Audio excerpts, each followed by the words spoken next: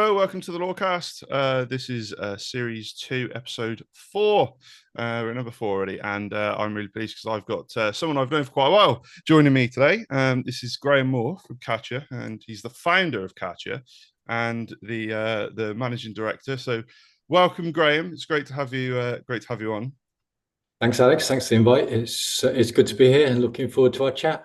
Cool. So, can you just give us a little bit more detail about Katchr and where you're from, what you do, and maybe how things started for you guys over there? Yeah, sure. So, Katchr as a business, we focus on helping law firms with their data. We only work with law firms. We only work with data. That's something we've been focusing on now for over 10 years. Personally, I've been working in legal tech. It's about 1990, so I've been in and around for quite a while. I think it's one of those sectors, once you get in, it can be a bit difficult to escape. But yeah, I spent a lot of time working in practice management software development. I'm a techie at heart. That's where I started.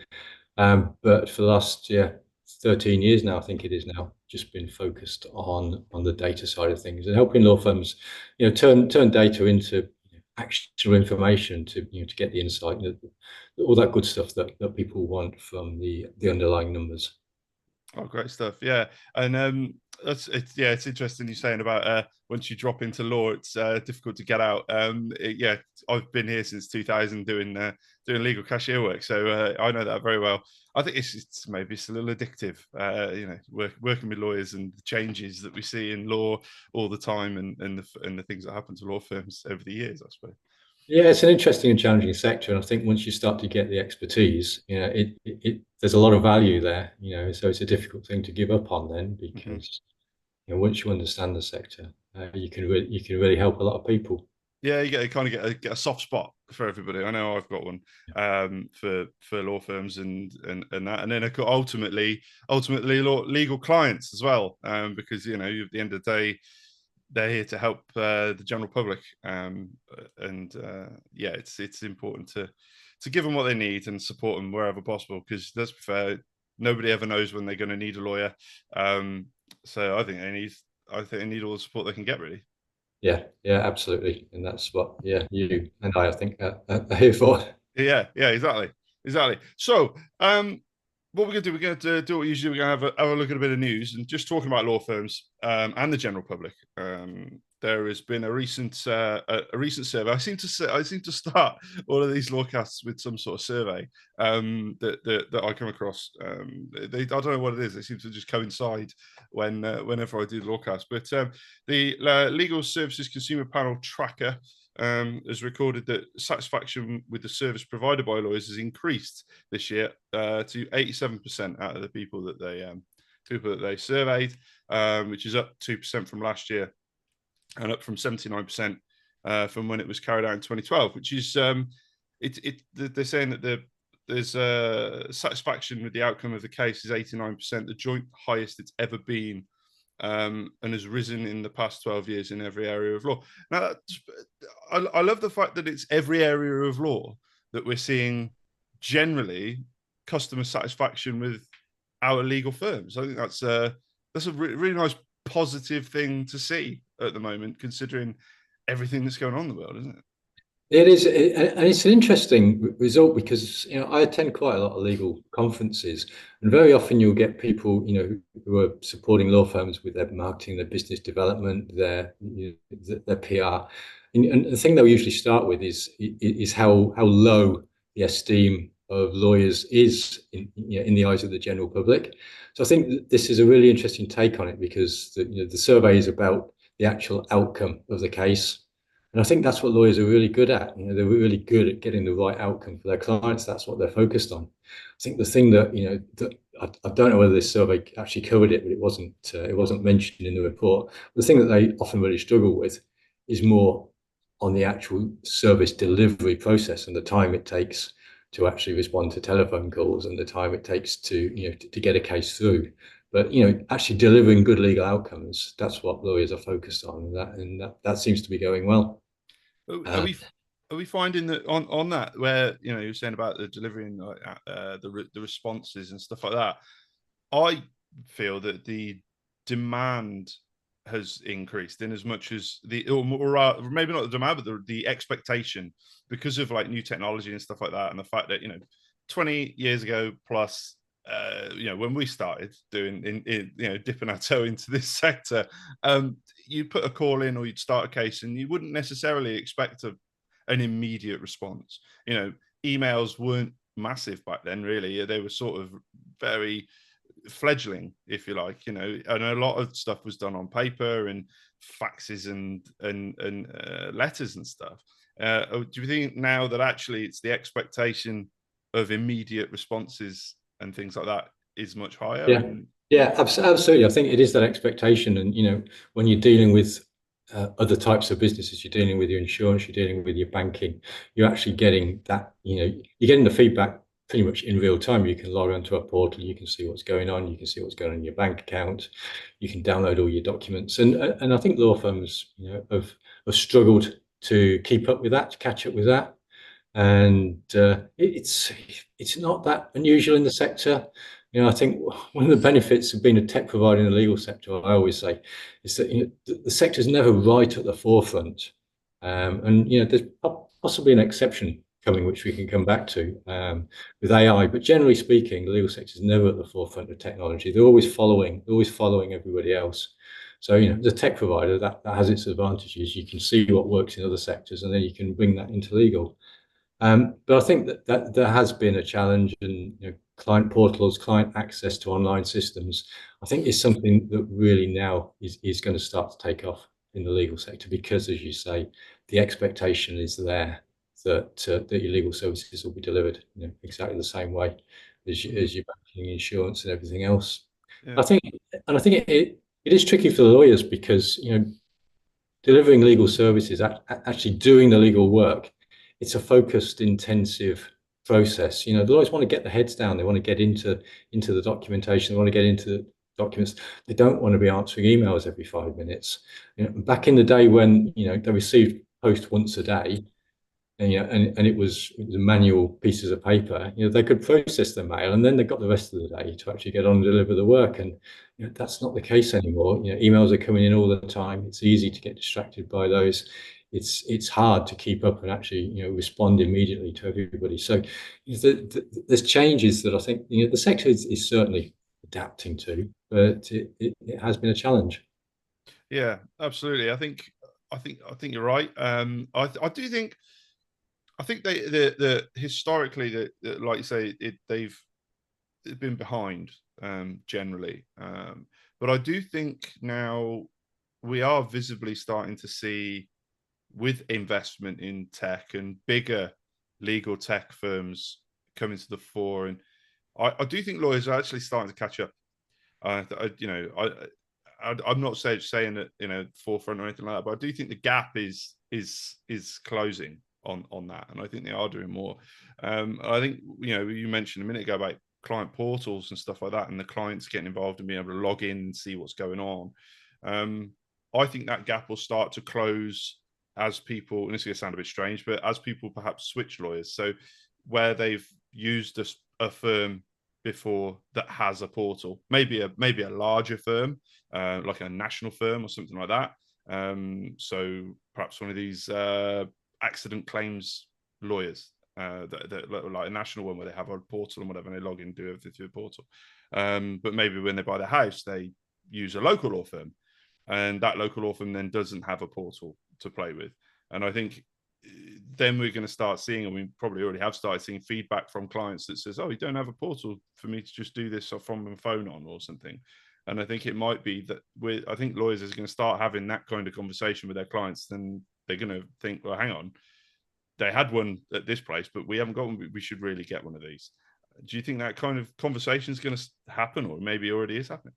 Yeah, I think it might. I mean, client portals it's a fascinating area for me, because I think the first time I ever worked on a portal with a law firm was about 1991, 1992. Yeah.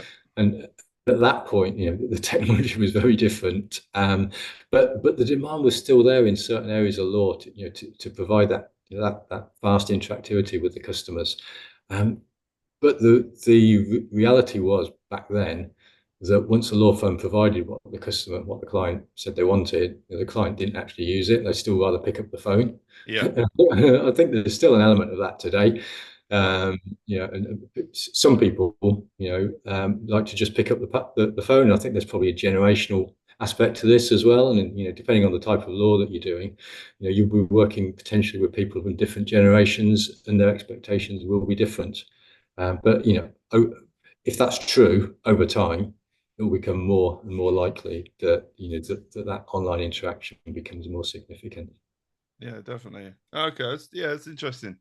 Yeah, I think we're gonna. I think the more people use tech in as a customer in their day-to-day lives, the more that the really legal has no option but to catch up. And I think there was a time where um no, we didn't have case management though, and that wasn't that long ago, really. I mean, talking about 20, 25 years ago, that was when we started seeing these case packages saying, oh yeah, we can do sort of you can put your documents on here or whatever. But before that, it was all paper, like everything was. The only piece of software law firm had was the accounts. That was it. Whereas now it's different, and maybe we're going to start seeing a change again more towards portals and stuff. And obviously then there is AI. But I want to talk about AI, but I want to talk about AI a little bit later when it comes to data capture and stuff like that. Yeah. But yeah, so but what we are seeing, and I think what is really positive is I think we are seeing that gap closing. But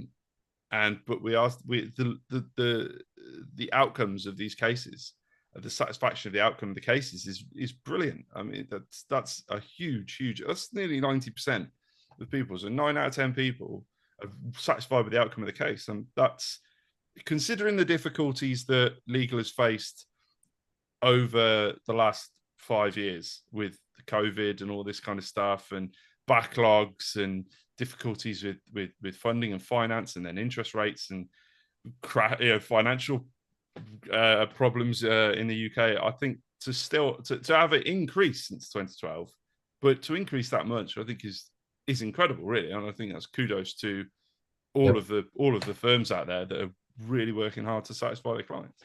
Yeah, absolutely. There was another interesting part in this survey that I picked up on, which was regarding client accounts. Mhm. And the fact that the conclusion of the survey was that there's the wording they use, there's little public clamour for third parties to be involved. And the SRA is obviously looking at whether client accounts need to exist at the moment.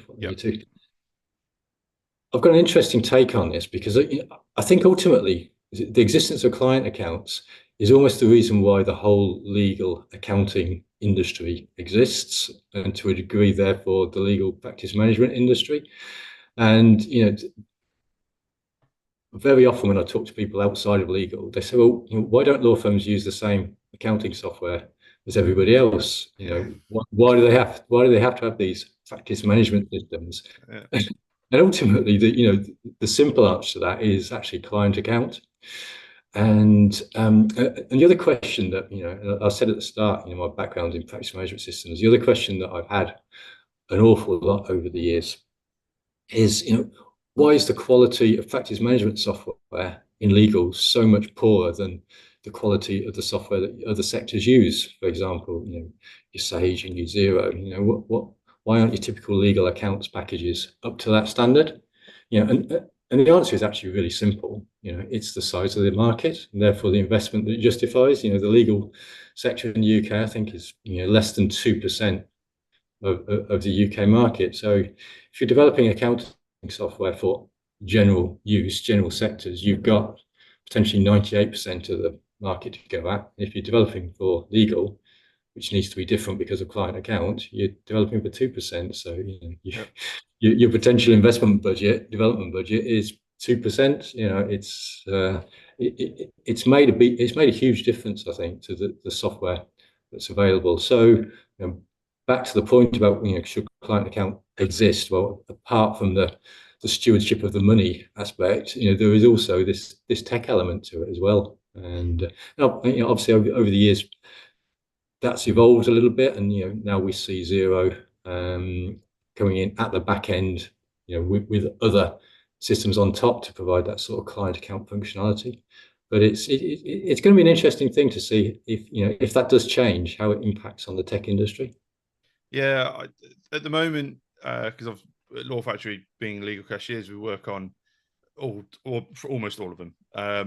And but weirdly, the actual size of the number of firms producing legal accounts tech has reduced significantly. I mean, you and I both know there have been a lot of buyouts and amalgamations of firms, which is fine. You know, I think that was always inevitable that someone saw that. But these most of the big ones are not just aimed at UK law firms. They are big tech companies that are designed that kind of like have got enough functionality in them to manage the UK, but they'll also do firms around the globe. And we see a lot of firms where it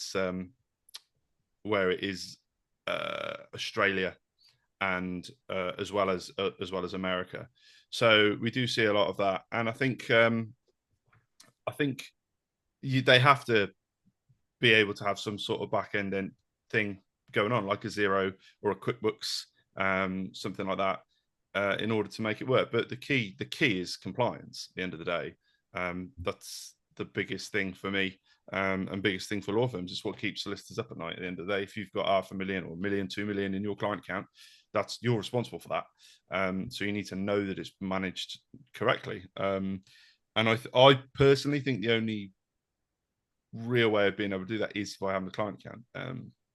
But even if you didn't, even if you had, because the third party managed account, for example, there is that, and then it's technically you're not holding the client money as a firm. However, you are basing a lot of that on software to do a lot of the work for you, in as much as making sure it's coming from the right place, and only this person can send it to you, and all that kind of stuff. But it's a lot of faith in software doing that, and that's why I'm not 100% sure whether the legal sector is ready for that yet. And I think that's why there's been quite a slow uptake of third-party managed accounts, and why people have chosen traditional client account, because the base of their entire process is around the client account and keeping money safe. And when third-party managed accounts were first discussed, I actually did an article on it saying, it's not, you're not holding it technically. However, you still need to be super careful with where that money comes from, where that money goes to. You still need solid processes in place to ensure that that you lower the risk to that money. Yeah, it's going to be a fascinating thing to see how it develops, and as you say, there's going to be a tech element to it.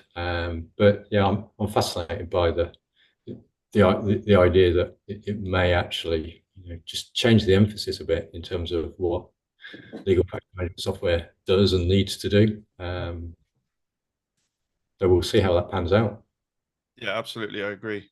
The next new bit of news I just want to chat about, which is recent at the time of this recording, is about what happened with Crowdstrike, and the global chaos, they called it, of Crowdstrike, and we all woke up to that, where planes weren't taking off, banks weren't working, computers weren't working, and everyone was in a bit of a hissy fit.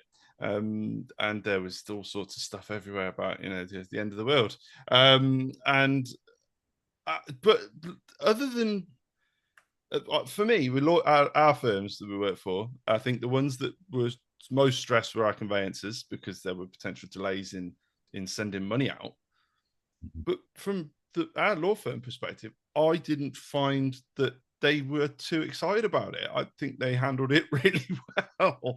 I don't know, Graham, what do you think about this whole CrowdStrike outage and things? Did it affect you guys and the clients that you work for?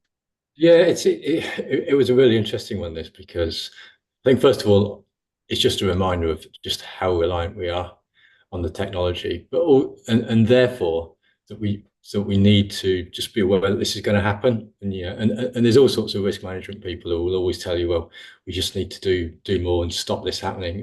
We will never stop this happening. Hmm. And one of the interesting things about this, obviously, is it wasn't a hack. No. It wasn't somebody deliberately doing something, which is really what people are most worried about most of the time. In terms of sort of the general population, I suppose. In this case, it was essentially somebody made a mistake, and we are all now reliant, and particularly in this cloud world where software just automatically gets updated all the time, which is generally a really good thing. I'm a big advocate of SaaS software and cloud, and the fact that changes are released incrementally. You don't get these massive upgrades that cause huge huge projects that are necessary. But the downside of that is that upgrades are going out all the time to all the software, and occasionally things will go wrong. And when they do, yeah, it causes an awful lot of chaos. And yeah, there always needs to be more vigilance. There always needs to be lessons learned. But I think inevitably this will always happen, which in some respects is quite scary. It's interesting you're saying that, because you're right. It wasn't anything malicious. It was a mistake. Um, and but I do feel that when it comes to security, we are focused primarily on malicious activity more than anything. I think everybody's protecting against the bad guys, but it feels like less emphasis is placed on just mistakes happening, or there just being a backup in case something goes sideways, or Yeah. that's not malicious or something. Do you feel that that's kind of attitude? And that's kind of what I'm saying. Yeah, I get exactly what you're saying, and I think that is very common. We've been certified to ISO 27001 since 2019 now. Data security is obviously really important to us. We have access to law firm data, so everybody wants to know that we're managing that. And what was really quite revealing for me when we first went through the process was how much of what we had to think about was nothing to do with pen testing. It was nothing to do with antivirus software. It was nothing to do with minimizing those threats. They're obviously a part of it, but actually they're a relatively small part of, 27001 is an information security management process. And information security is as much about availability as it is about preventing theft of data. And I think for a lot of people and a lot of organizations, it's great to have badges about how tight your security is against hackers, and obviously you need to be doing that. But there's an awful lot more to information security, and from my perspective, 27000 was a great framework for doing that. But having said that, it is just a framework, and organizations need to do what they say they'll do, and they need to. The key thing about that type of framework is it's all about continuous improvement. Mm. And as I was saying before, these things will always happen, but we have to always learn from them, and we have to continually change, improve, tighten up, to do what we can to decrease the likelihood. But it's not just about the bad guys. It's as much protecting against mistakes, because at the end of the day, in any process, there's a human somewhere, and humans make mistakes, and they always have, and they always will. Yeah. So we just have to have more structure around that to protect ourselves as much as we can. Yeah. So, because the thing that I thought of was more, again, we talked a lot about back in the day, haven't we? But back in the day, you'd have backup tapes. Remember the backup tapes? You used to stick Yep. in the Oh, yeah. tower and a Yep. backup, Yep. and you go, right, what's my process for disaster, right? So the disaster was backup tape goes in every single night. Disaster recovery, sorry. Backup tape goes in every single night, goes there. That one goes there, and you'd have a tape for every day of the week, right? And then you just rotate it, okay? Yeah. And you just keep doing that, and then that evolved to sort of mirror drive backups on servers and things like that, and whatever, with a view that you wouldn't lose any of your data, because it could be anything that caused that. You could have some kind of power surge and zap, your server's gone, or whatever. There were things like that. But then now, because we've sort of heading towards the cloud, and the fact that we're relying on others to do this, we're relying on literally, we'll have IT companies that say, right, we host all your data and we're going to look after it this way. And you go, okay, great. How much does that cost a month? X. Okay, here's the money, whatever. And as an end user, you don't think about it. You just do work and expect your stuff to be looked after and whatever. But as you said, these things like the CrowdStrike stuff and whatever, they happen. And I can't help thinking that actually, rather than what we have been doing, I think there needs to be an amendment to potentially to policy in the firm, in as much as, okay, management sit down around the table and say, right, what if hypothetically this happened? We couldn't access the bank. What do we do if the bank goes down and we can't access it? What is our policy for dealing with all of our clients and that are due money or completions that are due that day, for example? What do we do in that situation? What happens there? What happens if our case management system dies? How do we deal with that? What happens if our email server dies? What happens if we have got a malicious strike? So, and actually putting through these hypotheticals and talking them through, either to themselves or getting experts in to do that, and actually getting something written down in policy. So, and I'm not going to say if, so when something like that happens. Every single firm has something like that happen to them at some point. So that they can actually say, right, what's our disaster recovery? What's happened? Okay, we can't access the bank. Right. What's our policy in that situation? Which client do we contact the clients immediately and tell them what's going on? How do we see this through so that there is minimal disruption and also everybody who's involved knows what's happening? And that, rather than that whole physical backup side of thing that we used to do, it's more a case of a policy change for when it happens, not if it happens. Yeah, I think you're absolutely right. It is very much about working through those scenarios, and and there's different solutions and different options in different places. I think one of from a tech perspective, in terms of options and solutions, I think one of the important things that we see that we're really pushing now is not having all your eggs in one basket. It's really easy to say, well, our policy is that Microsoft's our trusted supplier and everything will be in Microsoft Azure, and that's great, and Microsoft are backing everything up. But there is still that question: well, what if? So yeah, have all your data hosted in one place, and that's great. But maybe you want to back up somewhere else, in AWS, or maybe even on a disk in a private data center. There are options to actually minimize that, but also, and the recent episode in the legal sector, with a single vendor having a problem, if absolutely everything is hosted in one place, then you don't just lose your practice management system. If you lose absolutely everything through one issue, that is a much bigger impact on the overall business than losing one piece of software. So, if you different software, different elements of your software estate being managed by different people in different places, you're actually spreading that risk. And there's compromises there, because you've got more vendors or more things to manage. But I think the idea of absolutely everything disappearing in one go is absolutely horrendous, and it's potentially a risky scenario to be in. So having different SaaS software providers, each looking after their element of your software, actually has significant benefits, I think. Yeah, losing everything is frightening. I mean, not least for the firm, but also for the clients. And being able to, it's important to be able to tell demonstrate to your clients that you have everything safe, or as safe as you possibly can, and that you have a policy in place for disaster recovery, and like a DDoS attack, a denial of service attack. If I can't access my bank, what do I do? What have I got a policy for that?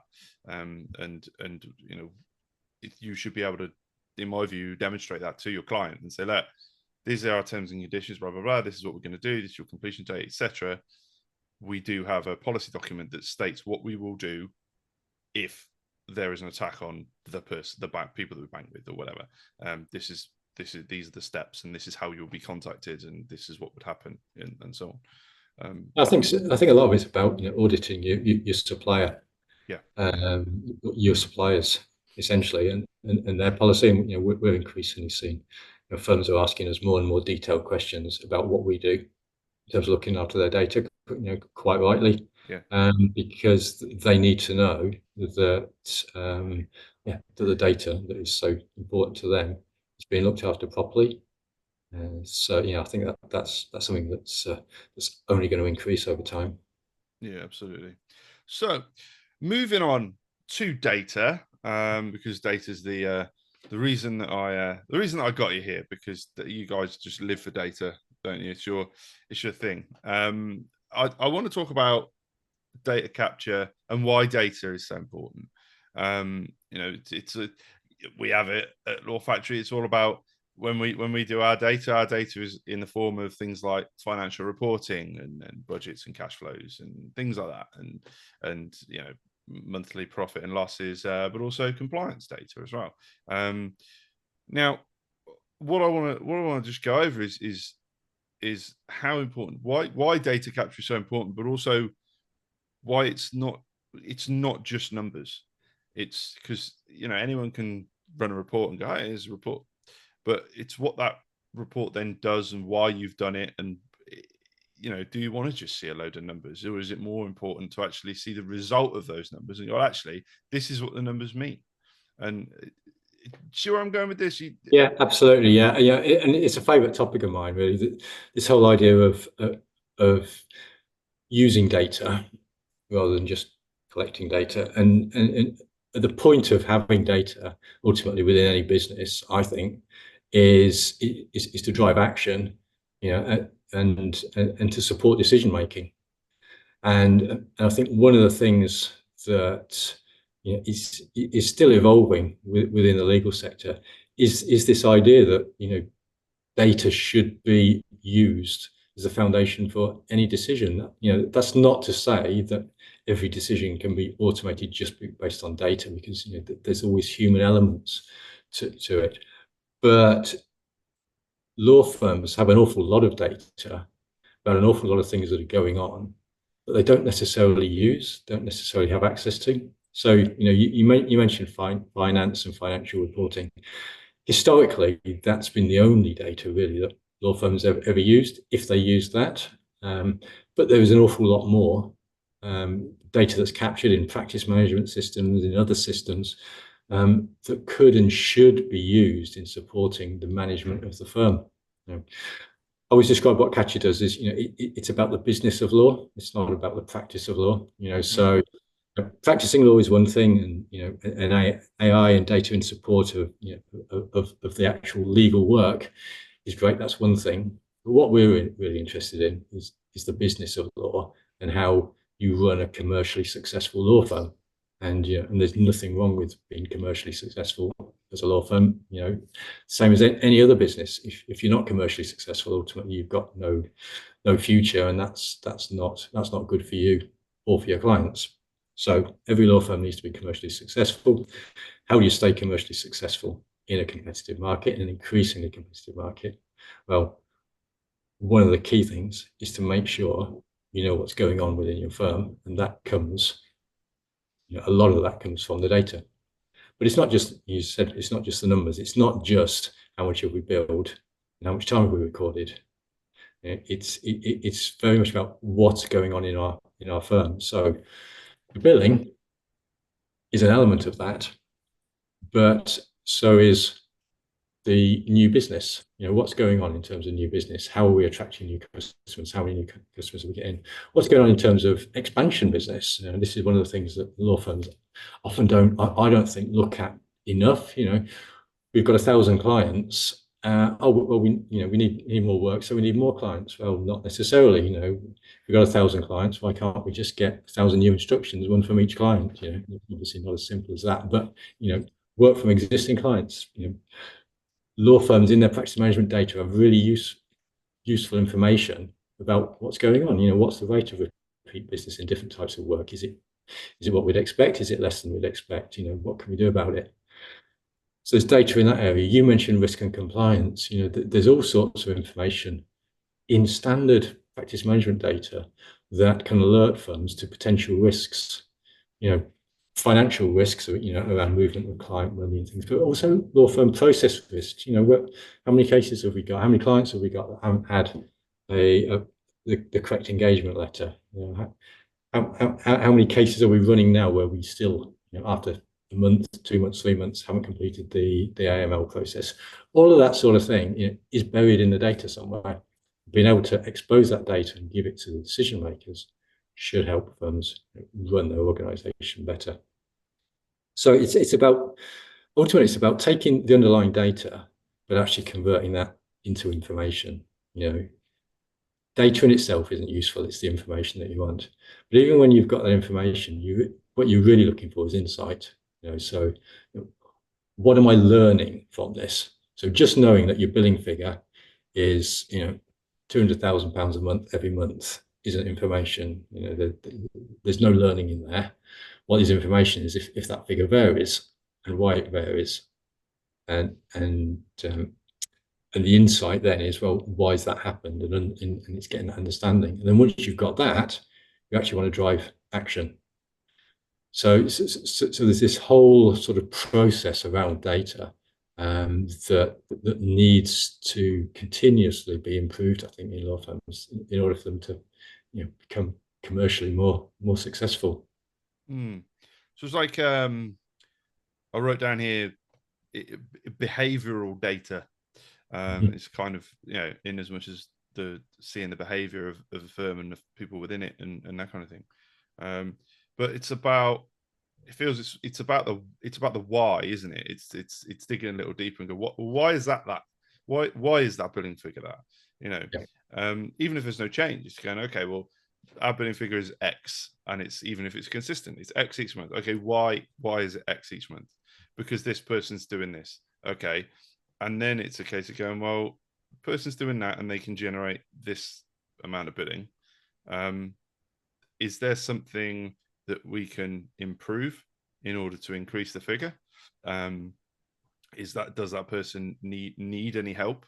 Or is it the overall billing figure is this, and 70% of it is coming from one person? Okay, why is that? Why are we not seeing it from, say, this person?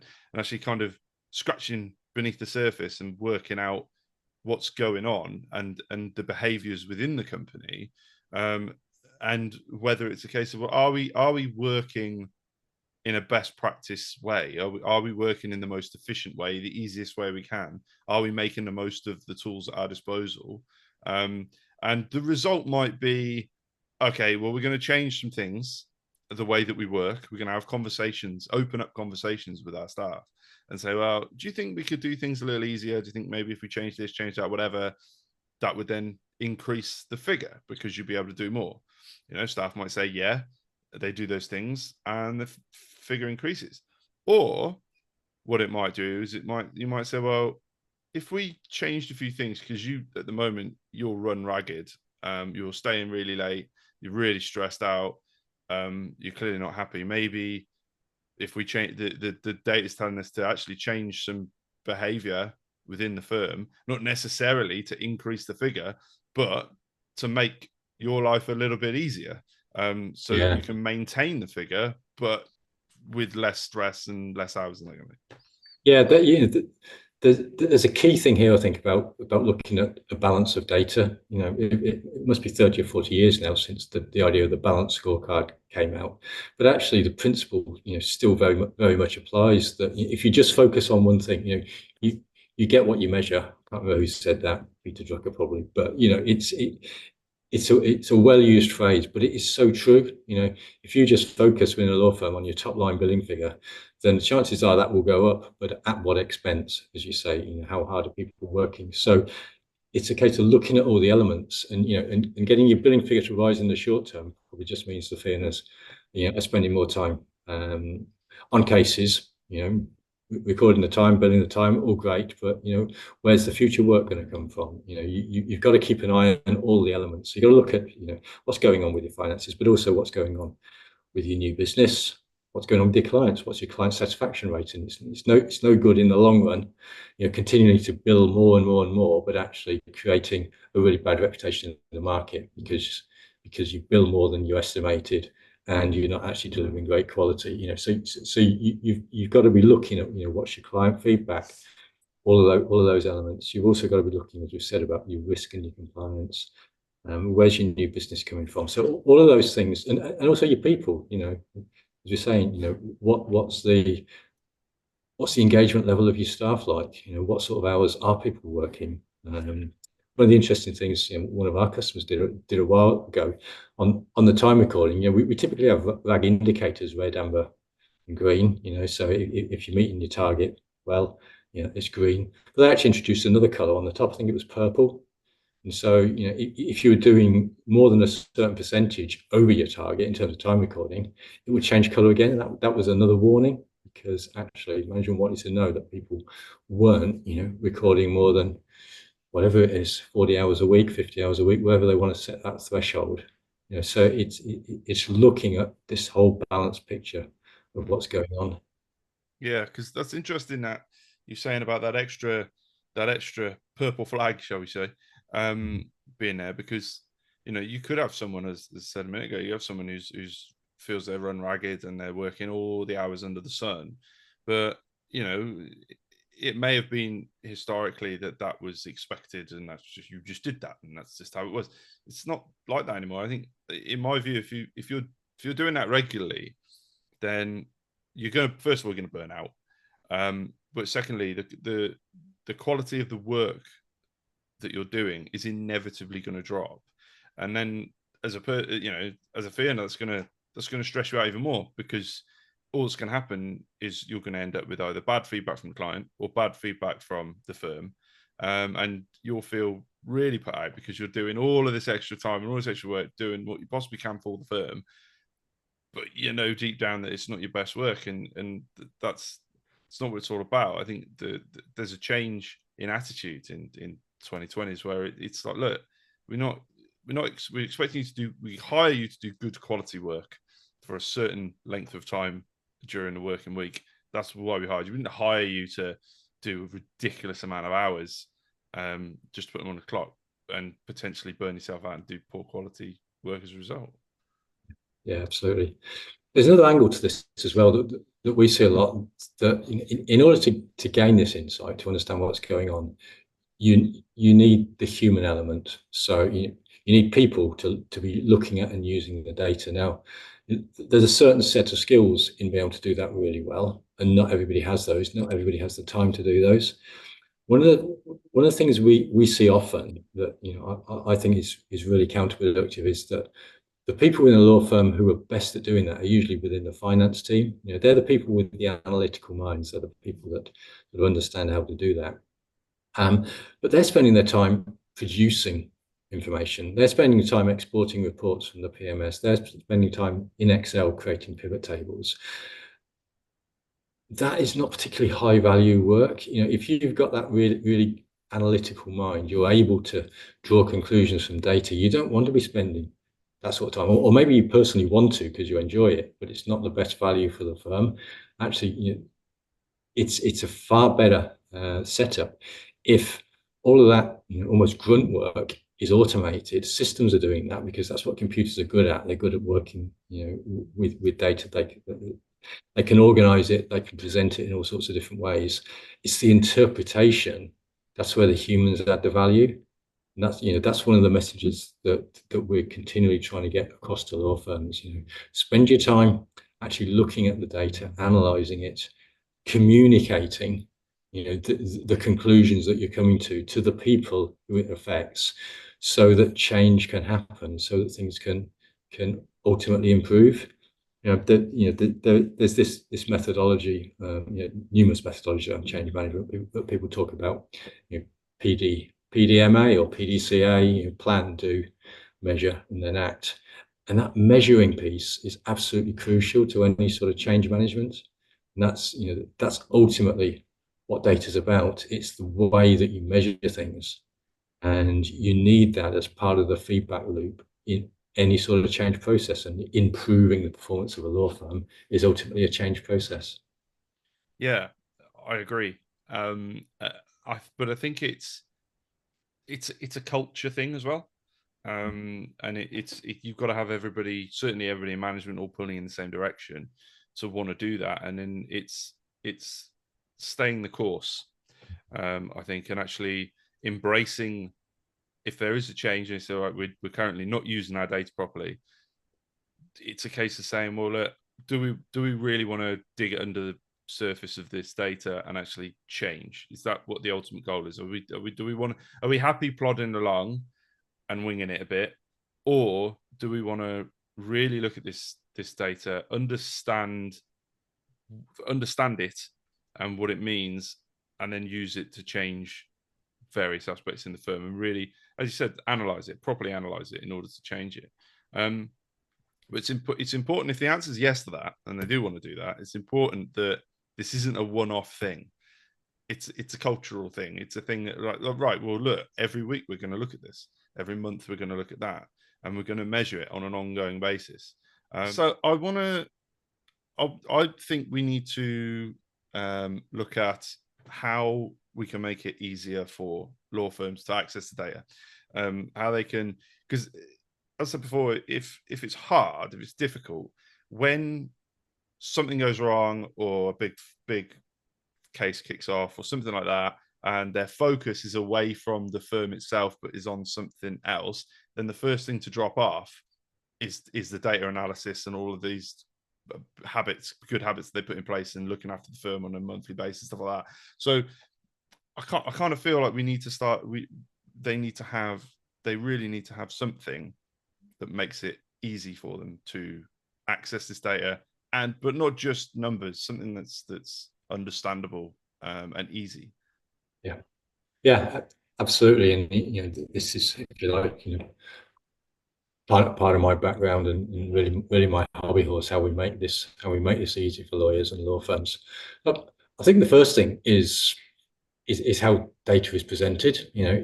It's not just about numbers, and rows and columns of numbers in a spreadsheet are not usually particularly useful in this sort of context. So I always like to talk in terms of lawyers. When they reached 18, 21, 22, they decided they were going to go into the legal profession, not the accountancy profession. That was a conscious decision.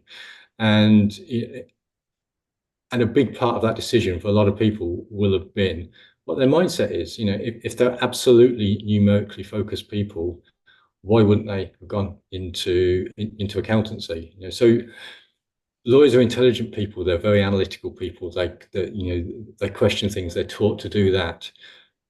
But staring at spreadsheets is not what they went into their professional life for. So the first thing is to get away from that. The idea that to present data, you send somebody a spreadsheet. That's just not the best way. We need visualizations that pull out the key information, not present numbers. So graphical visualizations of data are the way, I think, to communicate with lawyers initially. We still need the detail behind that. As I said before, lawyers are really analytical people. They will question everything. If you tell them their billing figure last month was £50,000, they will think in their heads that they know better. They'll have a notebook in their drawer that says what they think their billing figure is. They'll question it. They'll analyze it because that's what they're trained to do. So presentation of the data needs to start with keeping it simple, because they just want to glance at it. They just want it. But if they want to question it, they need to be able to see that reinforcing information behind it. So dashboards, with drill down capability, I think are absolutely essential to being able to do that thing. I think the second element of making it easy is a timeliness thing. So often we see within law firms that the way information is distributed is it's emailed out. So a bunch of reports we produce, they'll be emailed to every fee earner. So the mindset there is, well, okay, every fee owner's got the information that they need. Well, every fee owner receives that information into their Outlook inbox. Yes. What did they do with it? Well, the chances are they'd got 1,000,001 client issues to deal with. They completely ignored it when it came in, and at some later point, they just went and deleted it because it was no longer relevant because it's now 2 weeks later. Now, at the point at which they actually want to know that information because it's important, they need to be able to access that. They want it to be up to date. They want to be able to do it when they want it, not when somebody in finance team decided, oh, it's time to send the reports out. So how, again, dashboards enable that that self-service, which is what people are used to, and it's in virtually every aspect of our life now. We're used to having the option to serve ourselves. You go to the supermarket, you can check out, do that yourselves. Back to the banking thing, the insurance thing. We can self-service. We can go online to buy our insurance at any time of the day or night now. And that's what people are used to. And exactly the same applies to the management information that people want to know what's going on within their firm. Yeah, exactly. It's making it easy. It's making it easy. And then that I think links back to the cultural side of it, in as much as having the habit to look at it, and all be pulling in the same direction. And as you say, well, yeah, okay, well, the data is there, and we've put it in a format which is meaningful. It's not just numbers. It's like you say, it's not just a spreadsheet which is emailed over. It's all the stuff that you guys care about there. And if you need more information, you want to drill down into actual numbers, then you've got the option of following a click through to the raw data and saying, oh, that's what that's made up of. Like, why is this figure so high? What happened this month? Why is this so high? Okay, let's have, oh yeah, it's that file. It's that file. That's the one. That's what's causing it. I remember that. That's all fine. Great. And so on. And yeah, and that's key, being able to present it in a way that makes it that easy. Because if it isn't, it won't get looked at. It's really a waste of time. It'd be another thing's paid for that doesn't get used, right? Yeah, exactly. And the cultural thing, that always comes from the top. Mm-hmm. So, the best examples we see of law firms, using data successfully, it's driven right from the top of the organization. And I think one of the best practical methodologies, if you like, that I see employed, is where every level of the firm is actually using data actively within meetings. They're using dashboards within meetings. So, when the leadership team are getting together, they're not sat around with pieces of paper. They've actually got a screen on the wall with the data actually live there. They can talk about it. And if that's led from the top, the expectation is that everybody will understand this information. You go into a meeting, you're expected to be prepared. Well, preparing in this scenario is making sure you're familiar with the dashboards that are relevant to you.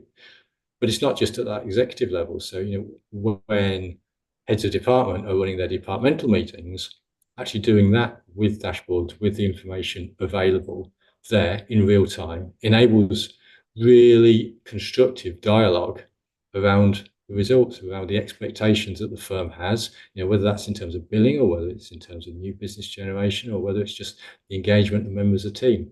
But that information is there and it's live. And if that happens, so every individual within the firm is used to meetings where these things are discussed, then they will naturally look at that information in between those meetings, or even if it's just before they go to the meeting, but they're aware of it, and it just drives that culture. These are the numbers that are important to us as a firm. This is the information that we need. These are the things that we're trying to improve, and this is where you go to find out how we're doing against it and how you're doing against it and how you're going to be judged. And and it goes all the way down to the individuals one-to-one. So when team leaders have one-to-ones with their team members, have the dashboard there with the individual's performance. The things that you've decided are important for this individual should be on his or her dashboard, so that that can be discussed, and it's there, it's live, it's current, and it's just part of the natural conversation, and that drives a culture of data-driven decision making. That's a really interesting point. Yeah, because we have these meetings, where there are meetings where the only time that an individual sees a bit of data is in that meeting, and it will be on a report which is totally unfamiliar. Even if it's like a monthly thing, the only time that they ever see the data or the report is when they're having the meeting itself, and then a month goes by and they see it again. So if you're in a meeting using the same thing, the same dashboard, the same whatever it is, piece of data, whatever, as they use on a day-to-day basis, like you're all drawing from the same thing, it's instantly familiar and they can kind of get on board with it. So, right, I'm seeing what you're seeing. This is no different. You all have access to this. It's part of your dashboard. You see it every single day. You then, because of that familiarity, it's not so much of a pain, because every single meeting they're kind of like coming back and having to relearn what they're looking at before they can actually make a decision on what it's telling them. And is that the kind of thing that we really need to be driving at? And as much as this just needs to be second nature, you should be able to just instantly look at whatever you're presented with in a meeting and go, oh yeah, okay, I can see that.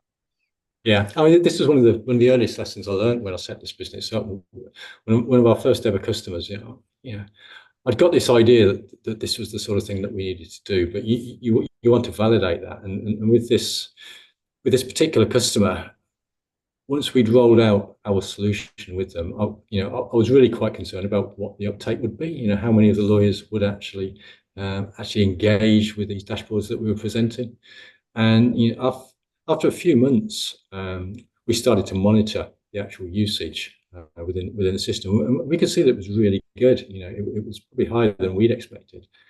And I had a conversation with the FD, who essentially led the rollout of this solution. I said, what's going on? And it was him that explained to me that structure. He said, well, in every one of our management meetings, we've got it up, and this was back in the day when they had a projector on the meeting room desk and a pop-up screen sort of at the end of the desk. But they were doing it, so this was back in 2012 or something.